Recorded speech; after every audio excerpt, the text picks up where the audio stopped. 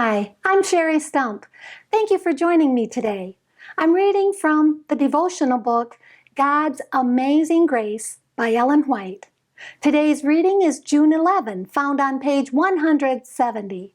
The title of today's devotion is The Forsaken by His Father. In Matthew chapter 27 and verse 46, we read, my God, why hast thou forsaken me? He, Jesus, was betrayed by a kiss into the hands of his enemies and hurried to the judgment hall of an earthly court. The angelic host beheld with wonder and with grief him who had been the majesty of heaven and who had worn the crown of glory, now wearing the crown of thorns, a bleeding victim to the rage of an infuriated mob, fired to insane madness by the wrath of Satan. Behold the patient sufferer. Upon his head is the thorny crown. His life blood flows from every lacerated vein.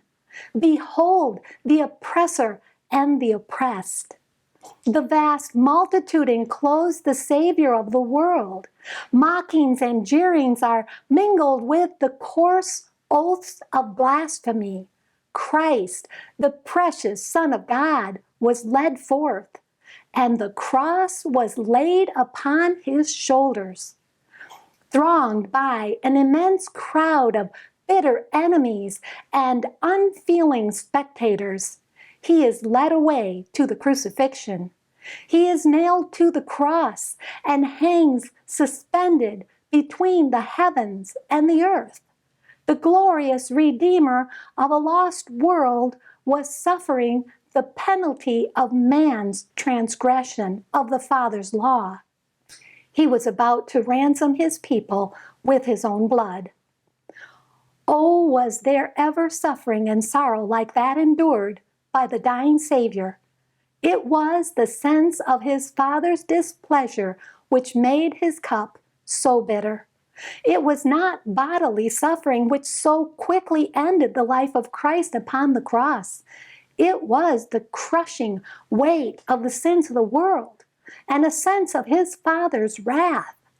The fierce temptation that his own Father had forever left him caused that piercing cry from the cross, my God, why hast thou forsaken me?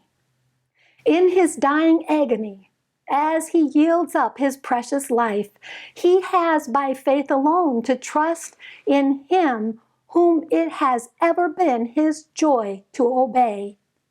Denied even bright hope and confidence in the triumph which will be his in the future, he cries with a loud voice, Father, into thy hands I commend my spirit.